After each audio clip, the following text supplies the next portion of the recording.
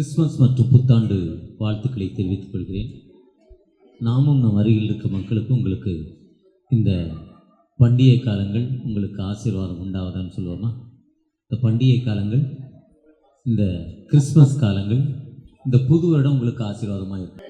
இதில் ஒரு வசனத்தை போட்டிருக்காங்க, உனக்கு இருக்கிற அந்த பலத்தோட போ, திஸ் மைட் கோன்னு சொல்கிறார். அது நியாயாதிபதிகள் 6:14 இருக்குது. அதில் வசனம் போடலை. உனக்கு இருக்கிற பலம் உனக்கு போதும். இப்போ தம்பியை பார்த்தீங்கன்னா அவன் சொன்ன மாதிரி அவன் அந்த முதல் வருஷம் ஆண்டு விழால கீழே இந்த சந்தில் தான் மீட்டிங். அவன் உடம்புக்கும் அந்த பாடிக்கும் அப்படி ஒரு டான்ஸு. இப்போ அவனே சொல்கிறான் எனக்கு முடியலன்னு. அப்போ அவர் என்ன பண்ணணும்? கறி மீன் சாப்பிடக்கூடாது, பீஃபு சாப்பிடக்கூடாது. அந்த நமக்கு இருக்கிற பலத்தோட போகிறார். அடுத்தவங்களை பார்த்து நம்ம என்ன பண்ணக்கூடாது? கவலைப்படக்கூடாது. பாஸ்டர் ஏஜி மோகன் 6 சர்வீஸ் நடத்துகிறாரு. மவுண்ட் ரோடில் பார்த்தீங்கன்னா பெரிய கூட்டம்.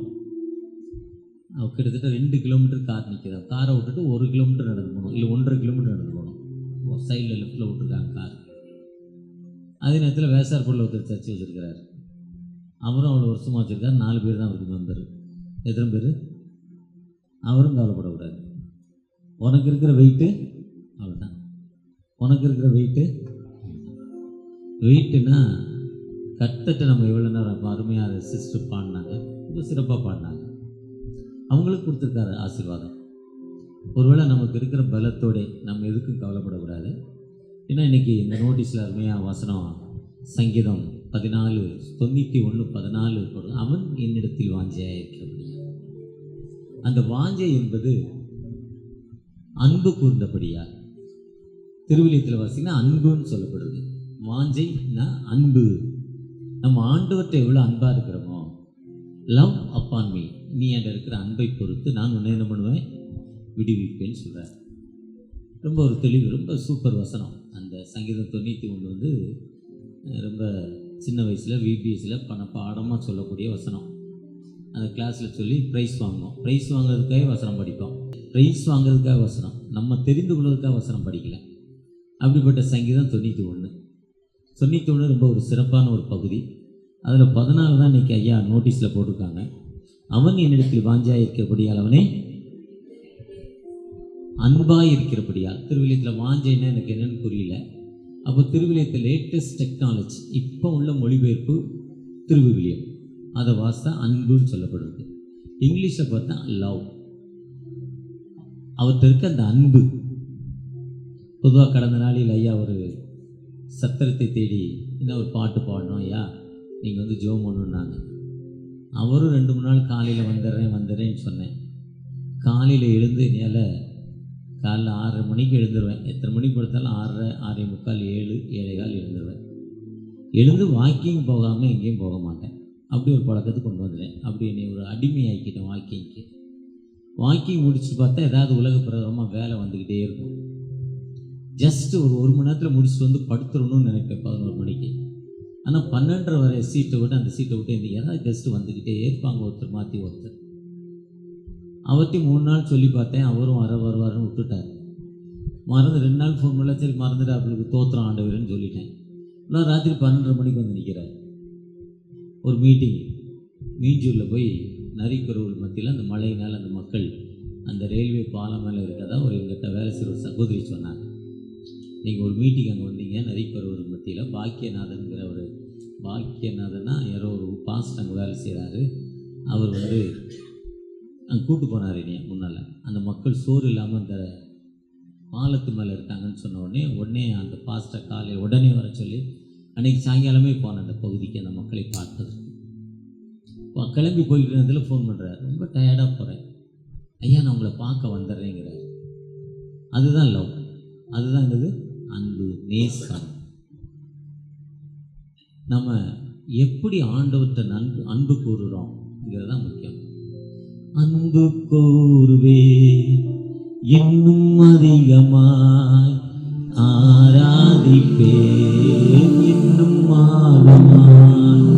அன்பு கூறுவே இன்னும் அதிகமாய் ஆராதிப்பேன் என்னும் ஆர்வமா.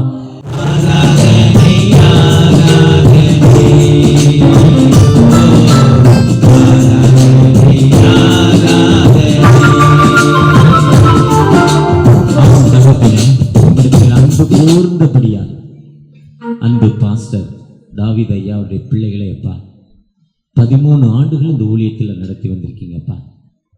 அடிக்கடி சொல்லுவாங்க, சாதாரணமாக தென்னிந்திய திருச்சபையில் சென்னை பேராயத்தில் இதோ தாமரப்பாக்கத்தில் இருக்கிற திருச்சபையோடு இணைந்து பெட்ரோமாக்ஸ் லைட்டை தலையில் தூக்கி கொண்டு அந்த கேட்டகிஸ்டோட பைய தோளில் மாட்டிக்கிட்டு பின்னால் ஓடின காலங்களில் தாத்தா அப்பா நாங்களப்பா.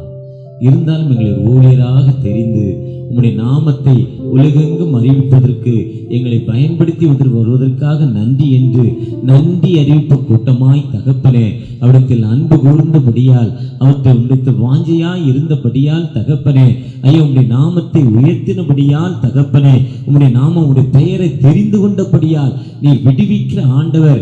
இது கர்த்தர், நானே கர்த்தர், என் நாமத்தினால் எவைகளை கேட்டாலும் அவைகளை தருவேன் என்று உம்முடைய நாமத்தை தெரிந்து கொண்டு உமக்கு அறிவிக்கும் அந்த 3 பேரையும் தகப்பனே அவர்களோடு அநேக ஊழியர்கள் இணைந்து அநேக கிராமங்களில் அப்பா சுற்றி திரிந்து உடைய ஊழியத்தை செய்வதற்கு கிருபை செய்திருக்கீங்க. நன்றி தகப்பனே, நன்றி நன்றி நன்றி தகப்பனே. இவ்வளவு பெரிதான ஒரு வளர்ச்சி தகப்பனே. ஒரு தனி மனிதனாக ஜோசுவாட்ட சொல்றப்போ நீ பலன் கொண்டு ஜோசுவாட்ட சொல்றப்போ நீ கர்த்தரை நம்பியிருக்கிறபடியால் நீ நாமத்தை அறிந்திருக்கிறபடியால் மோசையோடு இருந்தது போல உன்னோடு இருப்பேன் என்று சொல்லிருக்கீங்க. நியாயாதிபதிகள் 6ல கிதியோன்ட்டு சொல்லிருக்கீங்க, நீ பலன் கொண்டு திடமனதாயிரு, உனக்கு இருக்கிற பலத்தோட போ என்று சொன்னீங்கப்பா. ஒரு விசை கூட பவுலடிகிட்ட சொல்றப்போ அப்போஸ்தலர் 18:9 நீ பயப்படாமல் பேசு, நான் உன்னோடு இருக்கிறேன் என்று சொன்னீங்கப்பா. அப்படிப்பட்ட ஒரு வல்லமை கிராமத்தில் இறங்கி இந்த ஊழியத்தை செய்யறப்போ உங்களுடைய நாமம் அவரோடு இருந்தபடியால் நன்றி செலுத்துகிறான் தகப்பனே. ஒரு விசை கூட தகப்பனே, இந்த நாளிலும் கூட தகப்பனே நீங்க எங்களோடு பேசுங்க தகப்பனே. நாங்கள் உங்களிடத்தில் அன்பு கூர்ந்து தகப்பனே இந்த இடத்தில் தூரமான இடத்துல வந்து இருக்கிறோம் தகப்பனே. ஒரு விசை கூட மனமருங்க, எங்களை ஆசீர்வதிங்க. உங்களுடைய பிரசன்னத்தை எங்களுக்கு தாங்க தகப்பனே. உண்மை நோக்கி பார்க்கிறோம், ஒரு உயிருள்ள தகப்பனை நோக்கி பார்க்க வந்திருக்கிறோம் தகப்பனே. ஒரு விசை கூட தகப்பனே நீங்க எங்களோடு வாங்க. வாக்கு தத்தம் செய்த கர்த்தரே, வாக்கு மாற உண்மை நாதனே. வாக்கு தத்தம் செய்த கர்த்தரே, வாக்கு மாற உண்மை நாதனே. வாக்கை நம்பி வந்து நிற்கிறோ, வல்ல ஆவி மாறி ஊற்றுவே. ஐயா வாக்கை நம்பி வந்து நிற்கிறோ, வல்ல ஆவி மாறி ஊற்றுவே.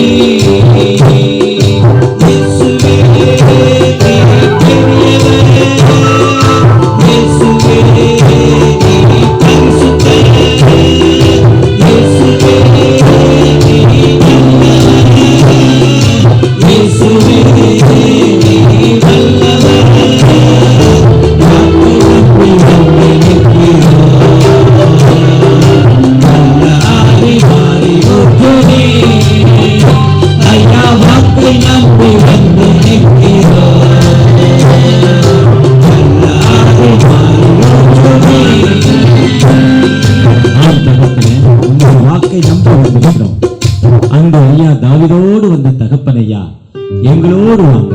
நாங்கள் எந்த பிறப்பின் நற்செய்தியில தகப்பனே உங்களுடைய கிருபை எங்களோடு இருக்க வேண்டுமாய் இறைஞ்சி நிற்கிறோம். நீங்க பேசுங்க, நாங்கள் கேட்கிறோம். என் கண்மலையும் என் மீட்புமாய கர்த்தாவே, வாயும் வார்த்தைகளும் அமர்ந்திருக்கிற ஒவ்வொரு இருத்தின் தியானங்களும் சமூகத்தில் பிரிதியாய் இருப்பதாக. ஆமேன் ஆமேன் ஆமேன். அன்புக்குரிய ஆண்டவரும் இரட்சகருமாகிய கிறிஸ்து நாமத்தில் உங்கள் யாவருக்கும் மீண்டுமாய் கிறிஸ்துமஸ் மற்றும் புத்தாண்டு வாழ்த்துக்களை திருச்சபையின் சார்பாக தெரிவித்துக் கொள்கிறேன். இந்த நல்ல நாளில் அருமையான ஐயாவோடு கடந்த 13 ஆண்டுகளாக ஒரு நல்ல உறவை தந்தமைக்காக நன்றி.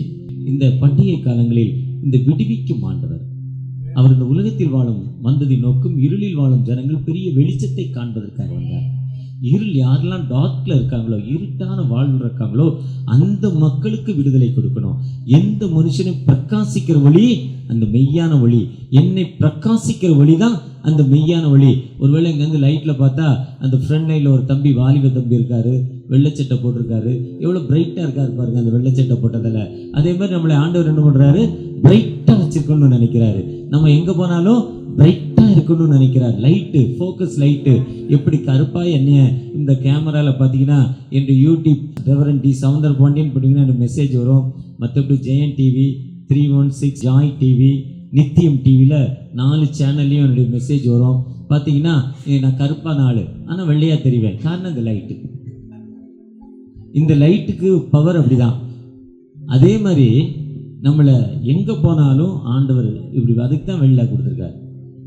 அதுக்கு தான் பரலோகத்தில் சொன்னோம்னா வெளிப்படுத்தல் 7ஆம் அதிகாரத்தில் இவர்கள் இல்லை ஐயா, உலகத்தின் உபத்திரத்தில் இருந்தவங்க, ஆட்டுக்குட்டியோட ரத்தத்தில் தங்களை அங்கிகளை தோய்த்தவங்க, இந்த வெள்ளை அங்கிகளை தரித்திருக்கையா.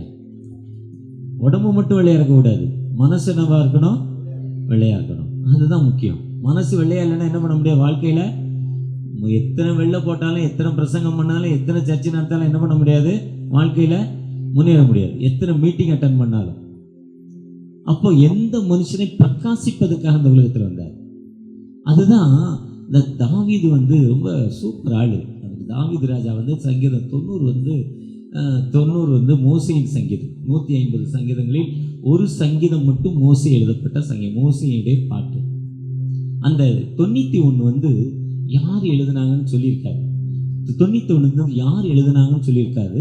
அடுத்த சங்கீதம் ஓய்வு நாளில் பாட்டு 92 சண்டே ஸ்கூலில் பாடுற பாட்டுன்னு சொல்லப்பட்டிருக்கோம். ஒவ்வொன்றுக்கும் ஒரு தலைப்பு, அதிலிருந்து ஒரு சண்டே ஸ்கூல் பாட்டுன்னு சொல்லப்பட்டிருக்கோம். தாவீது எழுதின சங்கீதம் 73 சங்கீதம் தாவீது எழுதியிருக்கிறார். அதில் 91 யார் எழுதுனாங்கன்னு சொல்லலை. ஏன்னா 90 மோசையின் சங்கீதம், அதனால 91க்கு டைட்டில் கொடுக்கல.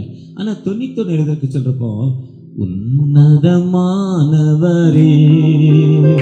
உயர் மறைவில் இருக்கிறவர், சர்வவல்லவரே நிழலில் தங்குவான், இது பரமசிலாக்கியமே.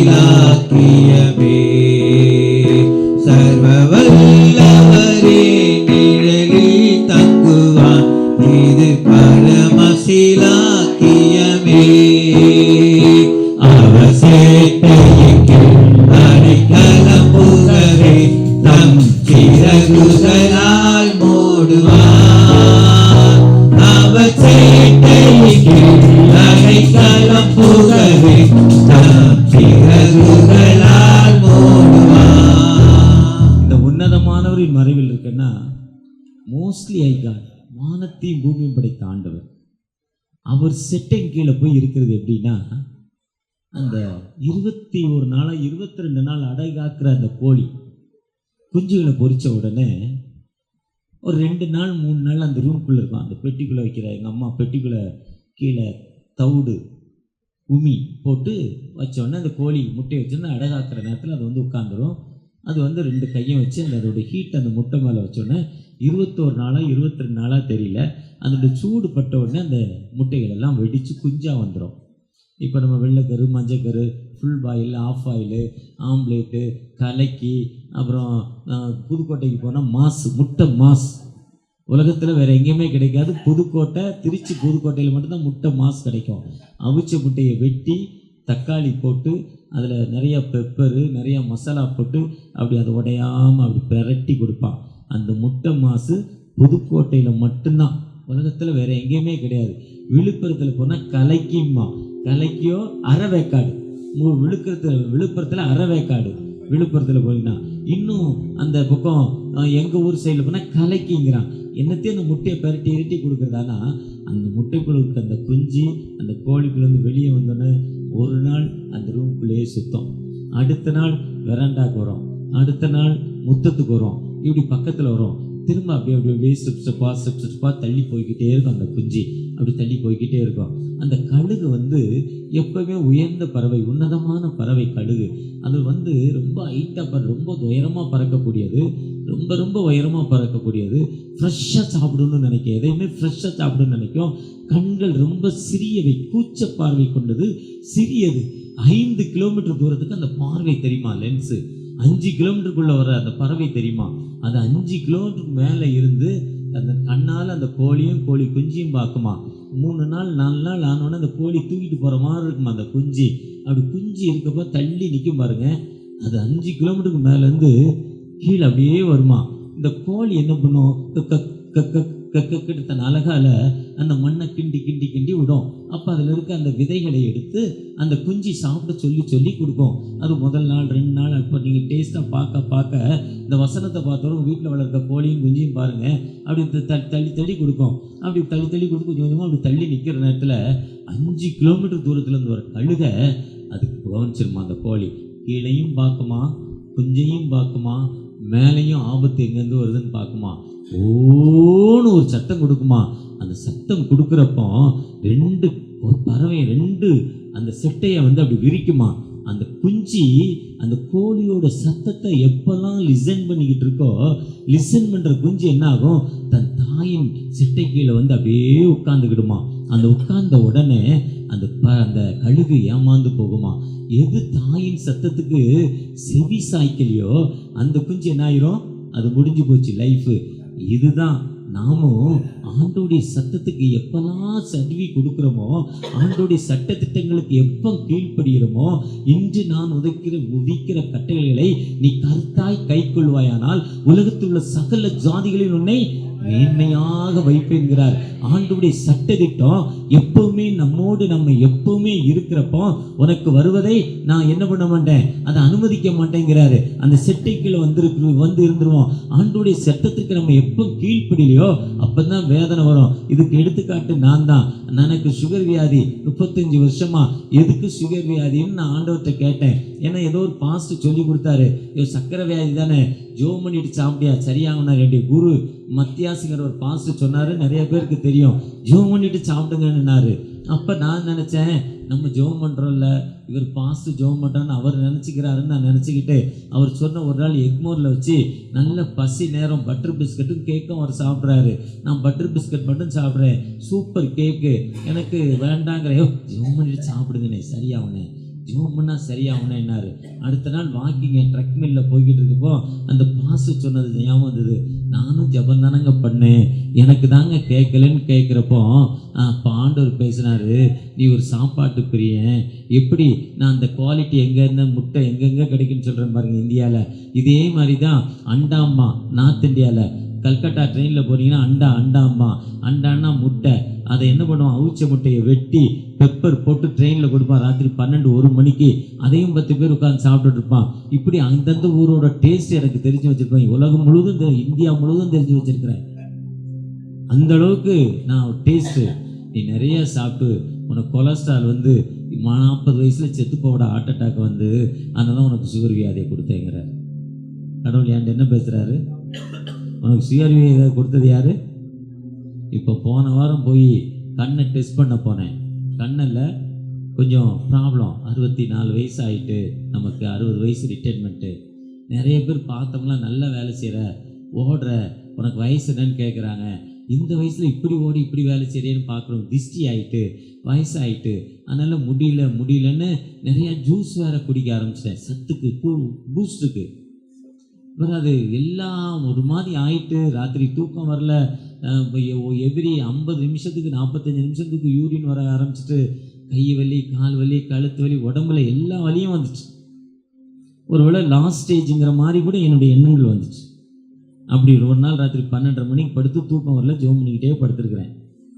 சங்கீதம் 43 வாசிங்க, 4ஆம் சங்கீதத்தில் நீங்கள் படுத்திருந்து அவரை நோக்கி அமர்ந்திருந்து காத்திருங்கள் ஒரு வசனம் சொல்லுது. இப்போ தான் வாசித்தேன்.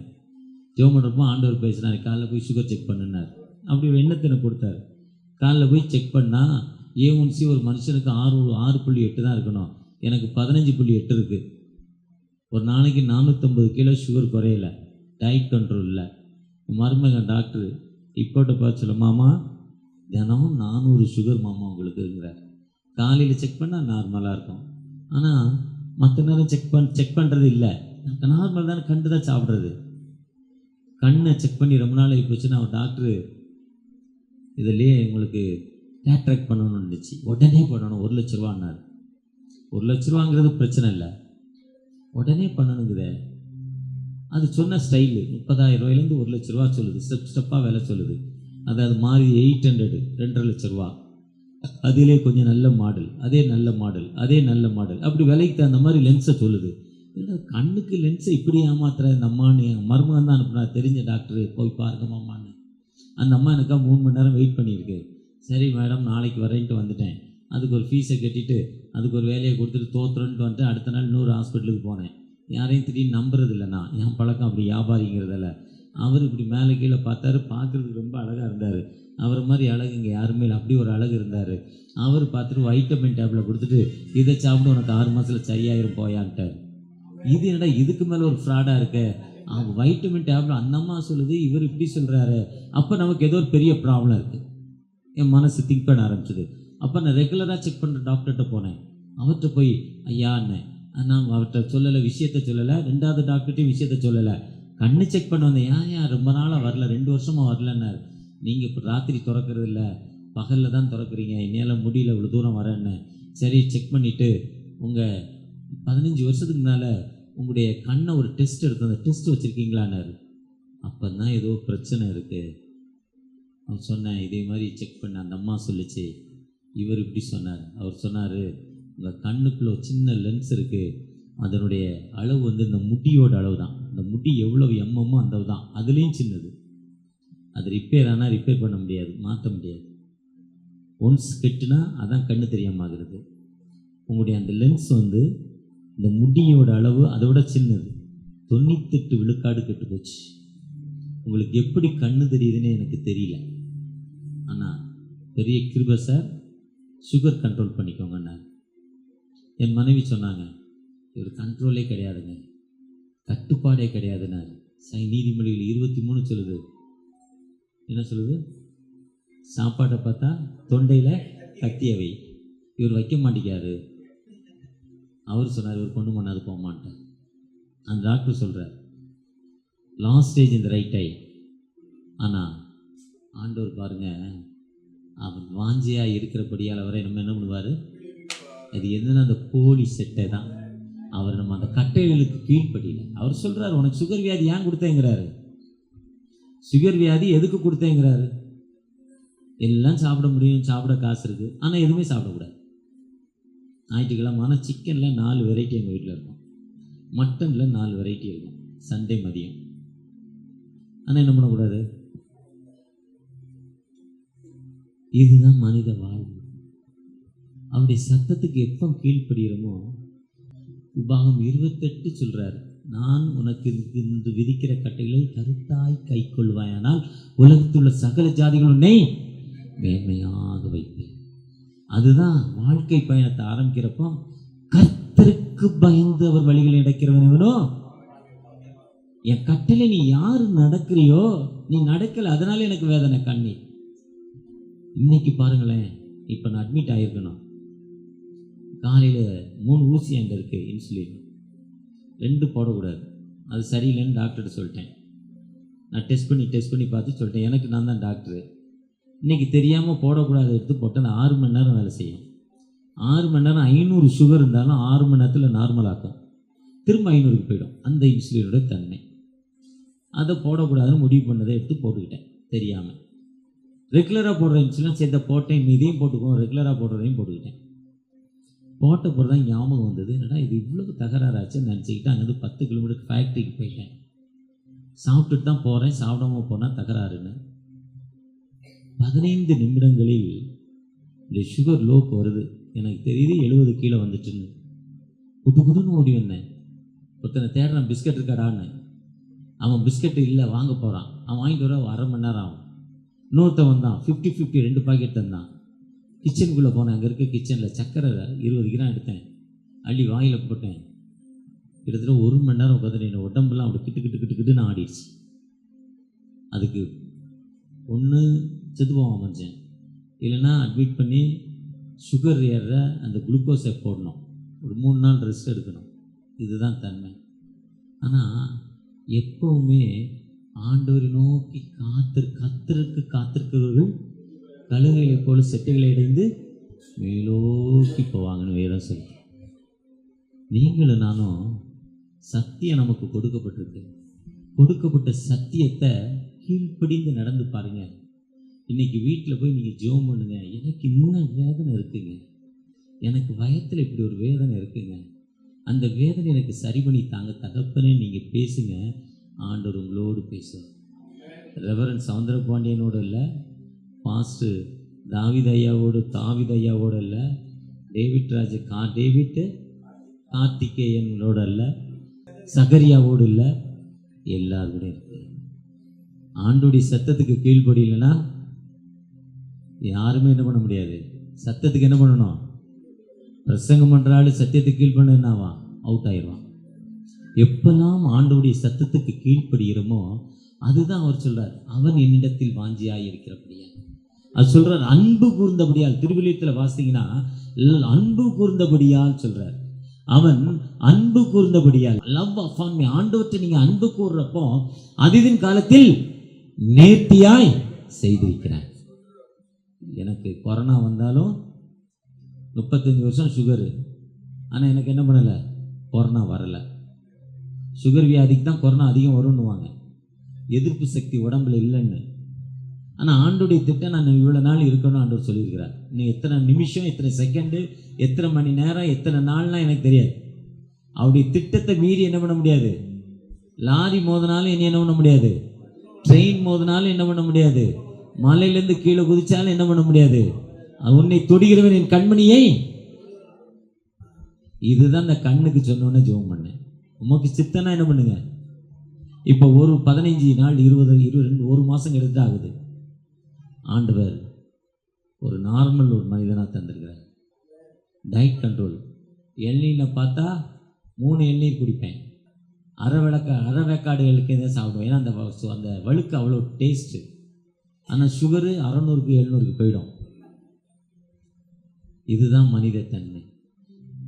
வல்ல செயல்கள் நினைத்து நினைத்து உள்ளமே பொங்குதையா.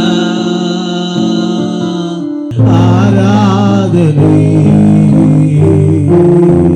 யார் ஆண்டவற்ற வாஞ்சையாய் அன்பு கூறுறோமோ, ஏன்னா அவர் விடுவிப்பதற்காக அந்த உலகத்தில் இருந்தார். அநேகரை மீட்கும் பொருளாய், எல்லாரையும் ரட்சிக்கப்படுவதற்காகவே, எல்லா மக்களுக்கும் மிகுந்த சந்தோஷத்தை கொடுப்பதற்காகவே அவர் வந்த நோக்க ஒரு கூட்டத்து மக்கள் இல்லை, ஒரு ஜனத்து மக்கள் இல்லை, ஒரு மக்கள் இல்லை. காந்தியடி சொல்வார், இந்தியாவே சந்தோஷப்படும் சொல்வார்.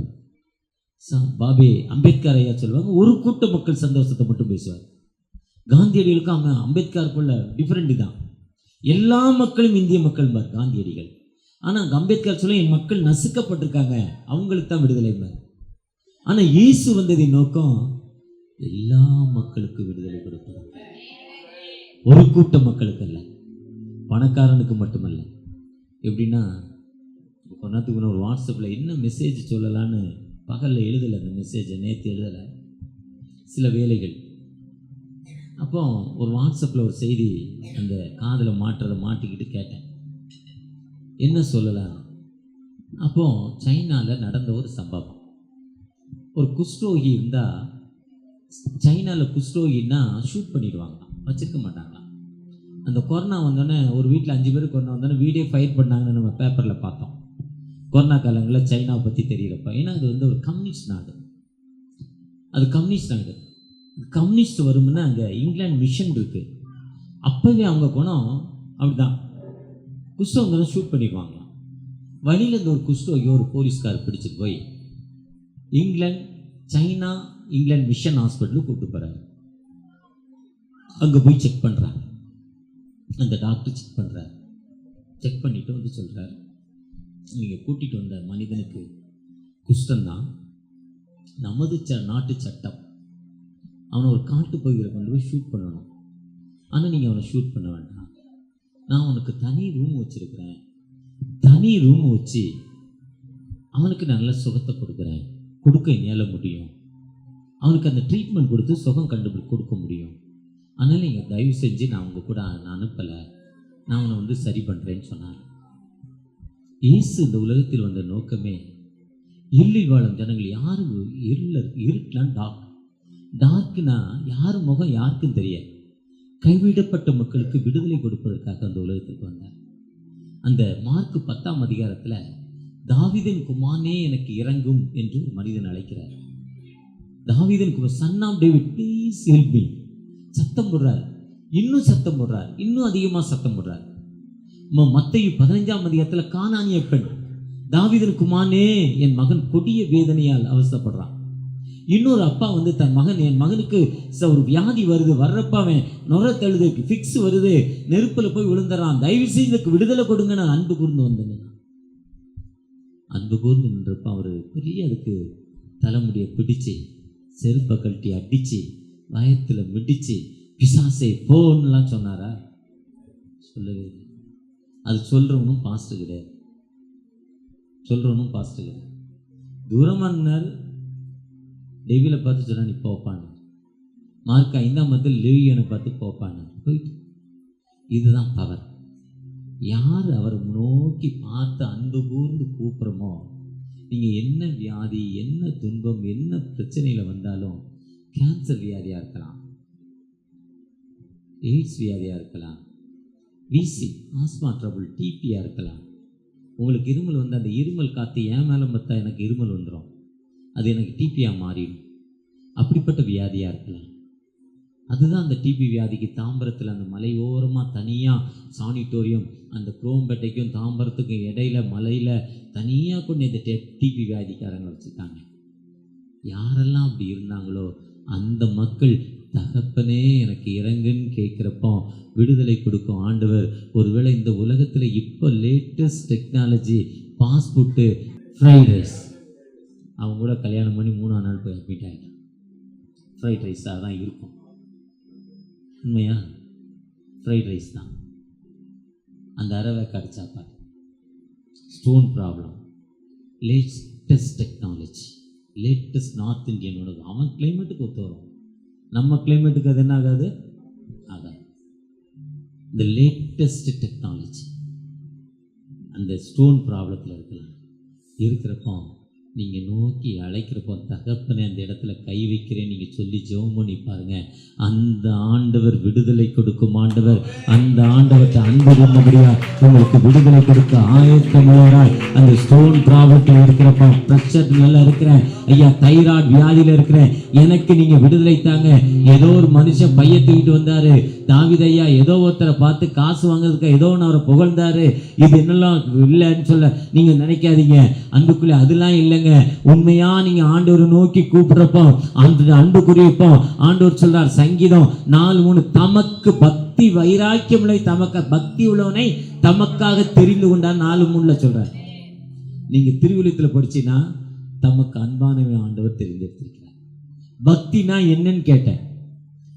ஒரு மனிதர் வர்றார், எங்க தெரு முனையில ஒரு ஆலயம் இருக்கு, 6 அடி உயரம். காலையில் பார்த்தீங்கன்னா பயபக்தி அப்படி குனிஞ்சி வாங்குறார். ஒரு மனிதர் காலையில் குளிச்சுட்டு அந்த வெயிலுக்கு முன்னால் நின்று உடம்பெல்லாம் திருநீர் அணிந்து கடவுளை எவ்வளோ அழகாக வணங்குறார். ஒரு மனிதர் இருக்கிறார், 5 வேளை தொழுகை. அந்த போன வாரத்தில் ஏர்போர்ட்டில் பார்த்தேன்னு நினைக்கிறேன், சின்ன பிள்ளைங்க மேற்க பார்த்து நின்று தொழுகை பண்ணுது. போன வாரம் ஏர்போர்ட்டில் டைமிங் 5 வேளை தொழுகை. சிங்கு முடி ஷேவ் பண்ண மாட்டாங்க, உடம்புல கத்தி, புத்திஸ் காவி உடை, வேற எதுவுமே எங்களுக்கு எல்லாமே வெறுத்துட்டோங்கிறான். ஆனா அவன்லாம் என்னை மாதிரி இந்த சர்ச்சுக்கு போய்கிட்டு ஒயிட்டணும், இதெல்லாம் கடவுள் அன்பு இல்லை. உள்ளத்துல யார் அன்பா அவரை நோக்கி கூப்பிடுங்களோ அந்த மனிதனுக்கு விடுதலை கொடுக்க ஒரு ஆயத்த மனிதனாய், அந்த மனிதனுக்கு தகப்பனே தகப்பனே எனக்கு விடுதலை கொடுங்கன்னு கேட்கிறப்போ நிச்சயமாக உங்களுக்கு விடுதலை கொடுக்க ஆயத்தமுள்ள தகப்பனாய் காணப்படுகிறார். எங்க சர்ச்சில் என்னுடைய நெருங்கிய நண்பர் Arumairaj, stone problem, 14 mm, 18 or 14 பெரிய ஸ்டோன், ஆப்ரேஷன் கன்ஃபார்ம்ட்டாங்க. ஃபைனலாக ஒரு டாக்டர்கிட்ட அனுப்புகிறேன். அவர் வந்து doctor Jayakumar, urologist, Ramachandra professor, 72 வயது இருக்கும், கெஸ்ட் ஹாஸ்பிட்டலில் இருக்கார், அப்பாயின்மெண்ட்டே கிடைக்காது. நான் ஃபோன் பண்ணால் கொடுப்பார், என் மேலே ஒரு பாசம் அவருக்கு. நான் அதே மாதிரி நான் அனுப்புகிற ஆள்கிட்ட ஃபீஸ் வாங்க மாட்டார், கேக் வாங்க மாட்டார், அது அவருடைய குவாலிட்டி. ஸ்டோன் அவர் கடைசி அந்த யூரின் டெஸ்ட் எடுத்துருவாங்க. ஆப்ரேஷன் அவங்க டெஸ்ட் எல்லாமே ஆப்ரேஷன் தான், கண்டிப்பாக நீங்கள் ஆப்ரேஷன் பண்ணி ஆகணும் கன்ஃபார்ம் பண்ணிவிட்டு இந்த யூரின் டெஸ்ட் பண்ணுங்கள், இந்த பாட்டிலை கொடுத்து அனுப்புனாங்க. அந்த கெஸ்ட் ஹாஸ்பிட்டலில் போய் யூரின் பிடிச்சாங்க, கண்ணீரோடு ஜெபம் பண்ணாங்க. தகப்பனே நாங்க இப்போ தான்பா வண்டியில் ஆக்சிடெண்ட் ஆகி கால் எலும்பு உடஞ்சி இத்தனை லட்சம் செலவு பண்ணேன், மீண்டும் இத்தனை லட்சம் ஜெபம் பண்ணேன், கதை என்ன ஆகும்பா, தயவு செஞ்சு இறங்கப்பான்னு அந்த பாத்ரூமில் இருந்து ஜெபம் பண்ணாங்க. ஜெபம் பண்ணிக்கிட்டே இருக்கிறப்ப எந்த ஸ்டோன் யூரினில் வராதுன்னா அந்த ஸ்டோன் யூரினில் வந்து விழுந்து அதி சீக்கிரத்தில் நீங்கிவிடும் இந்த லேசான உபத்திரவம், அதி சீக்கிரத்தில் நீங்கிவிடும் இந்த லேசான உபத்திரவம். மை கிரேஸ் எனஃப் யூ, என் கிருபை உனக்கு போதும். ஆண்டவர் சொல்றாரு. அந்த பவுலடிகள் பேசுறாங்க 2 கொரிந்தியர் 12ஆம் அதிகாரத்தில், உடம்பில் ஒரு முள் கொடுக்கப்பட்டிருக்குப்பா, இது நீங்களும். இப்போ நான் ஜெபம் பண்ணுற மாதிரி எங்கள் வீட்டில் பாயசம் மட்டும் 3 போடுவாங்க, 3 விதமான பாயசம் இருக்கும் கிறிஸ்மஸ்க்கு. சண்டேலாம் பொதுவாக இப்போ போடுறதில்ல, நான் குடிக்கிறேங்கிறதுக்காக போடுறதில்ல. எனக்கு ஒரு ஆளுக்கு நான் எங்கள் பிரதர் எல்லாத்துக்கும் சுகர், பொதுவாக போடுறதில்ல. எந்த ஃபங்க்ஷன் போனாலும் ஐஸ்கிரீம், ஸ்வீட்டு, பாயாசம். நார்த் இந்தியா கல்யாணத்துக்கு போனால் 20 வகையான ஸ்வீட்டு. ஒடிசாவில் டிட்டான்னு ஒரு ஊருக்கு போயிருந்தேன், 300 ரூபா தான் ஸ்வீட்டு, நம்ம ஊரில் 1200 அவ்வளோ டேஸ்ட்டு. இப்படிலாம் சாப்பிட முடியலையாப்பா, என்னப்பா இது இருக்குது, ஆனால் என்ன பண்ண முடியல, சாப்பிட முடியல.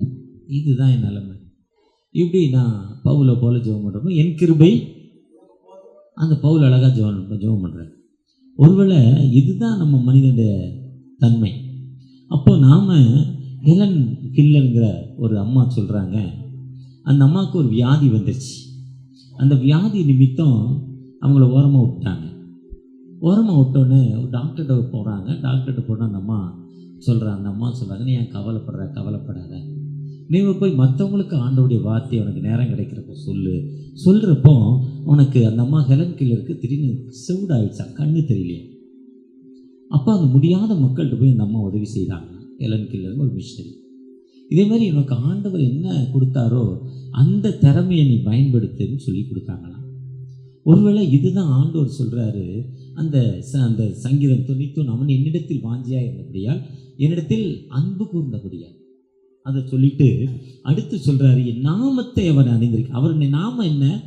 விடுதலையின் நாமம்.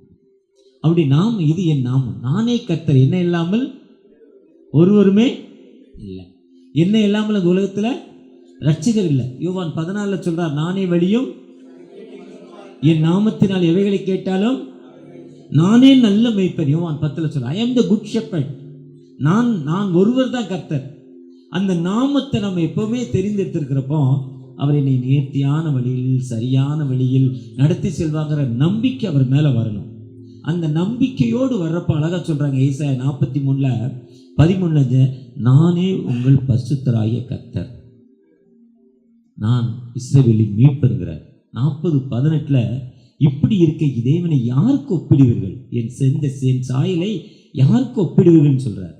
41:20 கர்த்தரின் கரம் அதை செய்ததென்றும் இஸ்ரவேலின் பரிசுத்தர் அதை படைத்தார் என்று சொல்லுங்க. அவர் நாமத்தை நம்ம தெரிந்திருக்கணும். எப்பவுமே நாமம் மைட்டி, அதாவது அவருடைய நாமம் ஒரு அந்த நாமத்துக்கு ஈக்குவல் இந்த உலகத்தில் வேற எதுவுமே இல்லை. அழகா சொல்றப்போ உலகத்தில் நிறைய கலப்படம் இருக்கான். கலப்படம் இல்லாத பொருளே இல்லை, டூப்ளிகேட் இல்லாத பொருளே இல்லை. டூப்ளிகேட் வந்துட்டாலே அந்த கம்பெனி பெரிய கம்பெனி ஆயிடுச்சு. நம்ம இந்த கம்பெனிக்கு டூப்ளிகேட்டா, அப்புறம் பெரிய ஆள் ஆகிட்டோம் அந்த அளவுக்கு. ஆனால் எல்லாத்துலேயுமே அப்படி இருக்கு. ஒன்று தான் டூப்ளிகேட் இல்லையா, எதுனா தாயின் பாலாம். அந்த பாலை டாக்டர் ரொம்ப ரெடி பண்ணாங்களாம், பண்ண முடியல, மிக்ஸ் பண்ண முடியல. இதே மாதிரி தான் கடவுளின் அன்பு, தாயின் அன்பை போல அவருக்கு இணையான அன்பு அந்த உலகத்தில் நான் இப்போ இருக்கிறது அவருடைய கிருபை, அவருடைய இரக்கம், அவருடைய வழிநடத்தல். அவர் இல்லாமல் என்னால் இருக்க முடியாது, இருக்க முடியாது. என்னுடைய தன்மை அதுதான். அப்படிப்பட்ட ஆண்டவற்ற அவருடைய நாமம் நம்ம எப்படிப்பட்ட நாமம், அவருடைய நாமம் நோ மை நேம், அவருடைய பெயரை நம்ம எப்படி தெரிந்தெடுத்திருக்கிறோம். தாவீது சொன்னாரு, ஜீவனுள்ள தேவனை நிந்திப்பதற்கு நீ பவுலடிகள் கேட்கிறாரு அப்போஸ்தலர் 9 நீங்க யாருப்பா? இந்த உலகத்திலே அதிக லைட்டு சன்லைட்டு தான், அதிகமான பிரைட்டு. அதுக்கு ஈக்குவல் பிரைட் ஒரு செகண்டுக்கு 1,50,000 கிலோமீட்டர் ஸ்பீடு. ஒரு செகண்டுக்கு 35 லட்சம் கிலோமீட்டருக்கு முன்னால போனாலே நம்ம கரியாயிருவோமா, அவ்வளவு வெக்கையாம். எப்படி அந்த சன்லைட் ஆக்கு வெல்டிங்கை பார்த்தீங்கன்னா அப்படி பாருங்க, 2 நிமிஷம் ராத்திரி தூங்க மாட்டீங்க. சன்லைட் எப்படி பாருங்க, 2 நிமிஷம் கண்ணு தெரியாது. அதை விட பெரிய பவர் என் மேல வந்தீங்க யார்? நீங்க அவ்வளவு பவர்ஃபுல் ஆண்டவர். அந்த பவர்ஃபுல் ஆண்டவற்றை தகப்பனே எனக்கு விடுதலை கொடுங்க. யாரையும் நம்பி போக வேண்டாம், எங்கேயும் போக வேண்டாம். ஜீவனுள்ள தகப்பனே எனக்கு விடுதலை கொடுங்க. நீங்க கேட்டு பாருங்க. கேட்டு பார்க்குறப்போ நிச்சயமா முழு இதயத்தோடும், முழு ஆத்மாவோடும், முழு பலத்தோடும், முழு சிந்தையோடும். எப்படி கேட்கணும்? எனக்கு அந்த ரைட்டை தகராறானோடனே அடுத்த வாரத்தில் உடன்குடியில் ஒரு ப்ரோக்ராம் போயிட்டேன். என் வயசு க்ளோஸ் ரிலேட்டிவ், எனக்கு பிரச்சனை தெரியாது. அவர் என்னை பார்த்தோன்னே சொல்கிறார், இந்த கண்ணு தெரியல அண்ணன் எனக்கு கண்ணு தெரியல. என்னதாச்சு? ராத்திரி படுத்தேன், நல்லா தான் படுத்தேன். காலைல எழுந்து பார்த்தேன், எல்லாம் சோப்பாக தெரியுது, இந்த கண்ணில் ஒன்றுமே தெரியலங்கிற. எத்தனை வருஷமா சுகருன்னு கேட்டேன். 20 வருஷமா இருக்குண்ணா. எவ்வளோ ஏஒன்சின்னு கேட்டேன். ஒரு 12-13 இருக்குண்ணா. அப்போ நினச்சேன், தகப்பனை எவ்வளோ பெரிய ஆண்டவரப்பா, எவ்வளோ பெரிய ரட்சகரப்பா. இதுதாங்க அவருடைய நாமம். அவர் சொல்கிறாரு, நீ என் பக்கத்தில் வரப்போ அதுதான் சங்கீதம் 90. அவன் என்னை நோக்கி கூப்பிடுவான். அந்த 15 காலப்பான்மை, அவன் என்னை நோக்கி கூப்பிடுவான். சிங்கத்தின் மேலும் இரியன் பாம்பின் மேலும் அவன் என்ன பண்ண முடியாது? தப்பி வைக்க முடியாது. அவனை தொட முடியாதுங்கிறார். நம்மளை யாருமே என்ன பண்ண முடியாது? டச் பண்ண முடியாது. இப்போ பேய் கதையை சொன்னால் எத்தனை பேர் பயப்படுவீங்க? ராத்திரி வீட்டுக்கு போகிறதே பயப்படுவீங்க. பேய் கதை அப்படி தான் இருக்கும். ஆனால் நம்ம ஆண்டவர் என்னோடு இருக்கிறார். ஏன்னா எங்கள் சகோதரர் பைபிள் ரொம்ப வாசிப்பார். ஒரு வருஷத்துக்கு 4 தடவை 5 தடவை முடிச்சிடுவார் பைபிள் ஃபுல் ரீடிங். நல்லா பாடுவார். டிஜிஎஸ் தினகரன் மாதிரி நல்ல பிரசங்க. அவர் மற்ற புனித தலத்துக்குள்ளே போக மாட்டார். எத்தனை லட்சம் கொடுத்தாலும் போக மாட்டார், திட்டுவார். ஒருத்தரை பார்க்க போகிறாங்க, அவர் கடையில் இருக்கார், கடைக்கு போகிறாங்க. இல்லை வீட்டில் இருக்கார் இல்லை வீட்டிலேருந்து தோட்டத்துக்கு போயிருக்கார், தோட்டத்தில் இல்லை. தோட்டத்தில் இருக்கிறப்ப இந்த டைமுக்கு கோயிலில் இருப்பாருங்க. ஒரு இடத்த ஆலயத்துக்குள்ளே பார்க்க போகிறாங்க. கூட போகிறவங்களாம் அந்த ஆலயத்துக்குள்ளே போகிறாங்க. காட்டுக்குள்ளே இருக்க அந்த கோயில் நல்ல இருக்கிற நேரம் 7:15 மணி. இதே மாதிரி காலங்கள், பனிக்காலங்கள், அந்த நெல் போட்டு வளர்ந்துருக்க காலங்கள்.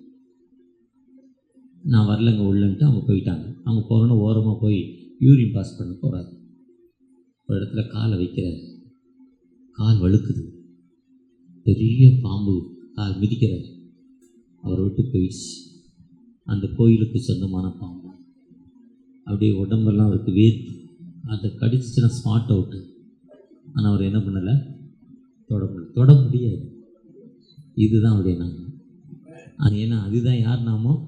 உனக்கு விரோதமாக உருவாக்கப்படும் எந்தவித ஆயுதமும்.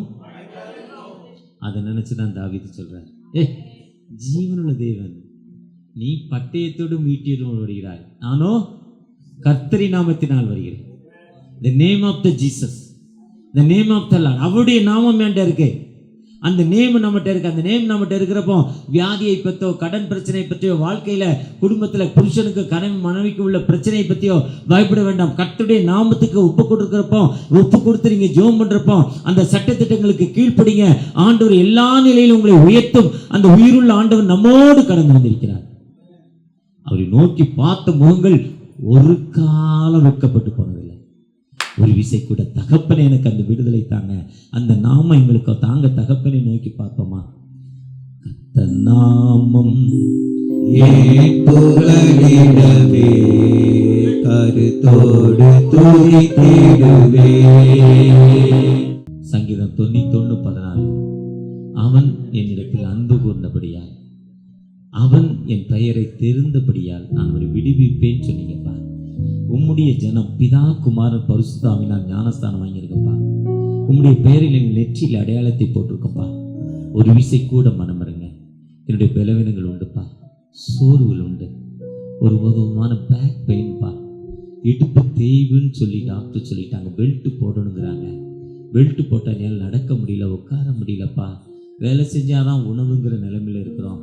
ஒரு விசை கூட மனமிறங்கி அந்த தேய்மானத்திலிருந்து எனக்கு விடுதலை தாங்கன்னு ஒரு சகோதரி ஜெபித்து கொண்டிருக்காங்க. அந்த சகோதரிக்கு மனமிறங்கி ஒரு விடுதலை கொடுங்கப்பா. ஒரு சகோதரி தகப்பனே, குடும்பத்தில் அமைதி இல்லை, 9 மணி 10 மணி ஆச்சு, இப்போ வீட்டுக்கு போனால் அமைதி இல்லாத நிலைமையில் கணவர் இருக்காரு, இன்னொரு உயிரோடு அவர் உட்கார்ந்துருக்கிறாரு, கொடுமையாக இருப்பார். எனக்கு ஒரு அமைதியை தாங்க, என் கணவர் குடிப்பழக்கத்திலிருந்து எனக்கு ஒரு விடுதலை தாங்க.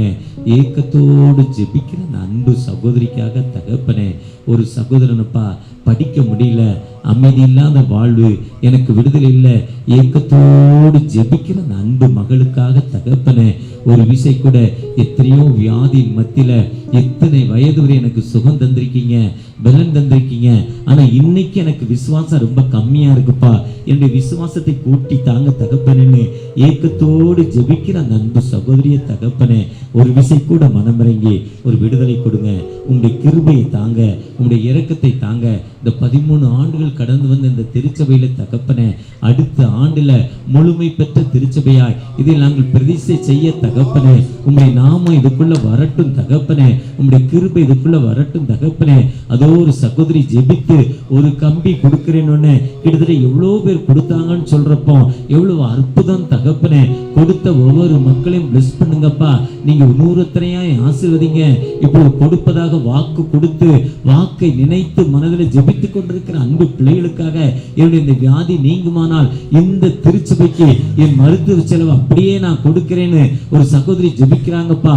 அந்த ஜெபத்தை கேட்டு அந்த மகளுக்கு ஒரு விடுதலை கொடுங்க, ஆசீர்வதிங்க. உங்களுடைய பிரச்சனை வரட்டும், வழிநடத்துங்க. அறுவடை மிகுதியாலோ இல்லை, அன்பரின் கதறல்